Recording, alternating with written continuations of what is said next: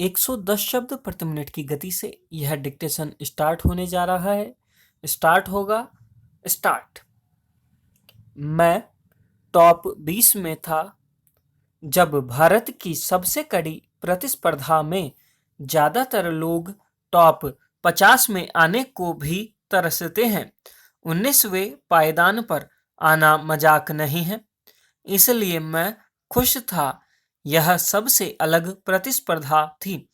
ऐसी पोजीशन पाने के बाद भी आपको बाकी प्रतिस्पर्धियों के समर्थन का ठप्पा पाने के लिए तैयारी करनी पड़ती है।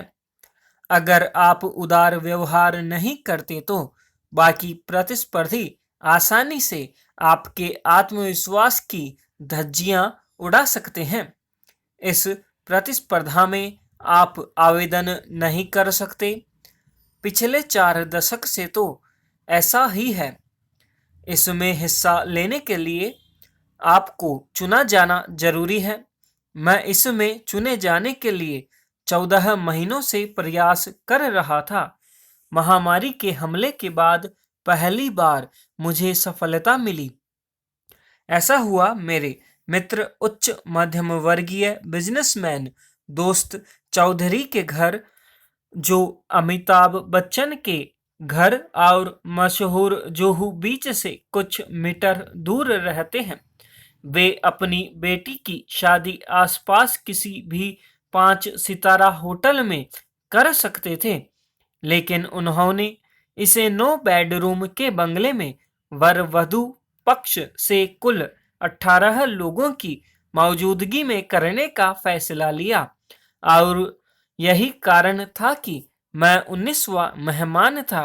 यह ऐसी पोजीशन है जो जब तक कोरोना चल रहा है तब तक मुझे शायद रिश्तेदारों की शादी में भी नहीं जाना चाहिए, क्योंकि परिवार में बहुत से बुजुर्ग हैं।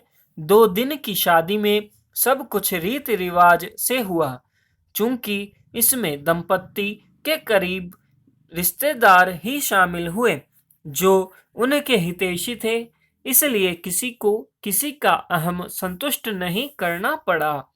कोई खुशामद विनती निवेदन नहीं हुए, जो आमतौर पर बड़ी शादियों में होते हैं। शादी से एक दिन पहले शाम का मनोरंजन कार्यक्रम दंपत्ति के स्कूल कॉलेज के दोस्तों ने अपने अपने घरों से पूरी तरह ऑनलाइन किया। ब्लूटूथ के जरिए मोबाइल से स्पीकर पर संगीत बजा। पूरी शादी फेसबुक पर लाइव पोस्ट हुई, जिसे अमेरिका से लेकर चौधरी के पैतृक शहर जलगांव तक में देखा गया। भारत में शादी उद्योग से जुड़े 1 करोड़ से ज्यादा लोगों को नया काम तलाशना पड़ रहा है। दुर्भाग्य से वे नहीं जानते थे कि उनकी इंडस्ट्री दरअसल माता पिता के अनचाहे अहम से फूल रही थी, जो उन्हें लोगों को प्रभावित करने के लिए खर्चीली शादियां करने के लिए उकसाता था। मुझे दुख होता है कि बेटी की शादी के लिए ऊंची ब्याज दर पर पैसा लेते या अपनी जमीन बेचते और फिर बाकी जिंदगी अभाव में बिताते देखता हूँ। इसलिए मैं इस शादी की सराहना करता हूँ, क्योंकि यह कम अमीर लोगों को अपनी बेटियों की शादी कम से कम खर्च में करने के लिए प्रेरित करेगी और उन्हें जान पहचान वालों से काल्पनिक सम्मान पाने के लिए उधार नहीं लेना पड़ेगा। चौधरी ने भले ही यह वायरस के चलते लगे प्रतिबंधों के कारण किया, पर मेरा सवाल है कि हम आगे भी ऐसा क्यों नहीं कर सकते। यह तो वक्त बताएगा कि हम इस कम खर्च शादी की प्रथा को बरकरार रखेंगे या वायरस के जाने के बाद अपने अहम की संतुष्टि के लिए फिर भव्य शादियां करने लगेंगे। फंडा यह है कि सिर्फ शादियों के लिए ही नहीं, बल्कि हमारे लिए भी, खासतौर पर आर्थिक रूप से कमजोर लोगों के लिए, यह अहम को कमजोर करने का वक्त है, ताकि ऐसे समय में वित्तीय स्थिरता मिले जब पैसा मुश्किल से आ रहा है। मैं नहीं जानता कि एक बड़े समाचार पत्र में प्रकाशित होने के बावजूद यह पत्र आप तक पहुंचेगा या नहीं। आप में से तमाम लोग फोन पर बात करने, वीडियो देखने, चैटिंग करने, सोशल मीडिया पर कमेंट या सिर्फ सुंदर सेलिब्रिटीज की भीड़ देखने में व्यस्त होंगे, क्योंकि किसी आर्टिकल को पढ़ना आपकी प्राथमिकता में बहुत नीचे है। हालांकि अगर आपको इसे पढ़ने का मौका मिल जाए तो कृपया पूरा पढ़ें। आप फोन पर अपनी जिंदगी को बर्बाद कर रहे हो। हाँ, आप भारत के इतिहास की पहली युवा पीढ़ी हो जिसे स्मार्टफोन व सस्ता डेटा उपलब्ध है, और आप हर दिन घंटों इस पर बिता रहे हो। अपना स्क्रीन टाइम देखेंगे, जो युवाओं के लिए अक्सर 5 से 7 घंटे का है। रिटायर अथवा स्थापित लोग अपने गैजेट्स पर इतना समय व्यतीत कर सकते हैं। एक युवा जिसे अभी अपनी जिंदगी बनानी है, वह ऐसा नहीं कर सकता। 5 घंटे आपके उत्पादकता वाले कामकाजी समय का 1/3 है। फोन की लत आपकी जिंदगी का एक हिस्सा खा रही है। यह करियर की संभावनाओं को नुकसान पहुंचा रही है और दिमाग खराब कर रही है। अगर ऐसा ही चलता रहा तो आपकी पीढ़ी इतिहास में भूली हुई पीढ़ी बन जाएगी, यानी एक पूरी पीढ़ी जिसे 4G की लत है, जो लक्ष्यहीन है और देश के बारे में अनभिज्ञ है। फोन की लत के निम्न 3 टॉप नकारात्मक प्रभाव हैं।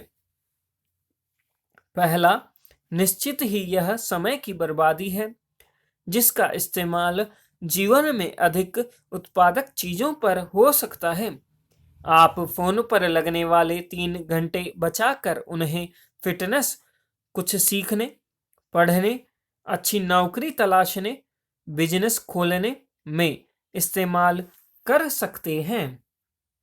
दूसरा, फिजूल कंटेंट देखने से आपका समझ संबंधी दिमाग कमजोर होता है। हमारे दिमाग के 2 क्षेत्र होते हैं, पहला ज्ञान या समझ संबंधी और दूसरा भावनात्मक। एक अच्छा दिमाग वह है जिसमें दोनों अच्छे से काम करते हैं। जब आप कबाड़ देखते हैं तो ज्ञान संबंधी दिमाग कम इस्तेमाल होता है। जल्द ही आपकी सोचने व तर्क सहित बहस की क्षमता कम हो जाती है। आप किसी बात के गुण दोष देखने व सही फैसले में विफल होने लगते हैं। आप सिर्फ भावनात्मक दिमाग से काम करते हैं। सोशल मीडिया पर स्थायी गुस्सा, ध्रुवीकरण, किसी सेलिब्रिटी या राजनेता के प्रशंसक या उससे घृणा और किसी टीवी एंकर की लोकप्रियता, ये सभी उस पीढ़ी की ओर इशारा करते हैं जिसका नियंत्रण भावनात्मक दिमाग के हाथ में है। इसलिए वे जिंदगी में अच्छा नहीं कर पा रहे हैं। इससे बचने का एक ही तरीका है कि आप अपने दिमाग को शून्य न होने दें और इसे उत्पादक कामों में लगाए रखें। तीसरा, स्क्रीन पर कई घंटे बिताने से मनोबल और ऊर्जा का क्षय होता है। जिंदगी में सफलता लक्ष्य निर्धारित करने, प्रेरित रहने और कड़ी मेहनत करने से मिलती है, जबकि स्क्रीन देखना हमें आलसी बनाता है। आप में विफलता का एक डर बैठ जाता है, क्योंकि आपको भरोसा नहीं होता कि आप काम कर सकते हैं। इसलिए आप कारण तलाशने लगते हैं कि जिंदगी में सफलता क्यों नहीं मिली। आप एक दुश्मन तलाशने लगते हैं। आज के बुरे राजनेता, पुराने बुरे राजनेता, मुस्लिम, बॉलीवुड और उसका भाई भतीजावाद, अमीर प्रसिद्ध लोग या कोई और विलेन, जिसकी वजह से आपकी जिंदगी वह नहीं हो सकी जो हो सकती थी। हाँ, सिस्टम अन्यायपूर्ण है, लेकिन सोशल मीडिया पर समय बर्बाद करने से मदद नहीं मिलेगी। आपको मदद केवल अपने ऊपर काम करने से मिलेगी। क्या आप अपना अधिकतम कर रहे हैं? इस फोन को तब तक खुद से दूर रखें जब तक आप कुछ बन नहीं चाहते। विजेता अन्याय के खिलाफ भी रास्ता निकाल लेते हैं। आप भी निकाल सकते हैं। यह आप पर है कि आप भारत और खुद को कहाँ ले जाना चाहते हैं। 110 शब्द प्रति मिनट की गति से स्टेनोग्राफी के माध्यम से यह अभ्यास समाप्त हुआ।